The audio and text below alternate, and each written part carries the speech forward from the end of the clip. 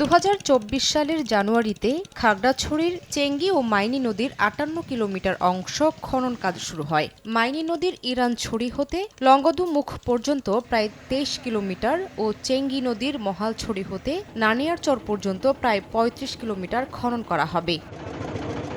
খননের কারণে নদীর নাব্য বাড়ার পাশাপাশি পলি মাটি দিয়ে নিচু জমি ভরাট করছেন স্থানীয়রা। প্রকল্পের কাজ শেষ হলে বন্যার প্রবণতা কমে আসবে বলে মনে করেন এলাকাবাসী। পাশাপাশি পলি মাটি দিয়ে ভরাট করায় অনাবাদি জমিগুলো চাষাবাদের উপযোগী হওয়ার আশা তাদের। ভরাট হয়ে গিয়েছিল, এখন ব্যাপার হলো যে এই কারণে আমাদের এলাকা সবসময়ের জন্য প্লাবিত হতো। নদীটা কাটার কারণে প্রত্যেক বছর এখন হয়তো সম্ভবত পানি আর উঠবে না, এই জন্য আমরা অনেক উপকৃত হব। তবে নদীতে জমে থাকা পাথর ও কাঠের কারণে খনন কাজ ব্যাহত হচ্ছে বলে জানায় ঠিকাদারি প্রতিষ্ঠান।